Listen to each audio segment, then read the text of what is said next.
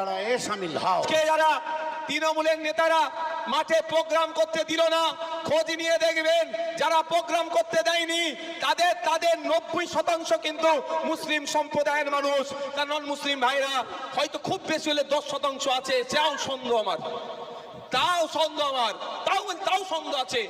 সেই ওই 90% হোক বা যারা প্রোগ্রাম করতে দেয়নি, আজকের পরে তাদের বলবেন এই ভাই তুমি তো প্রোগ্রাম করতে দিলে না, নওশাদ ভাইকে তুমি এখানে প্রোগ্রাম করতে দিলে না, নওশাদ ভাইয়ের পরিবর্তে অন্য জায়গায় প্রোগ্রাম করলো, ওখানে এসে একটা কথা বলে গিয়েছে, আপনার যে দাদুর কবরটা, আপনার যে আব্বার কবরটা, আম্মার কবরটা এখনো সুরক্ষিত আছে, ওনার বাপের কবরের উপরে, দাদুর কবরের উপরে, নানার কবরের উপরে এখনো যে মদের ফ্যাক্টরি হয়নি, জুতোর ফ্যাক্টরি হয়নি, এটা মমতা ব্যানার্জির জন্য নয়, নওশাদ সিদ্দিকীদের মতো মানুষের করা মামলাতে এখনো হয়নি।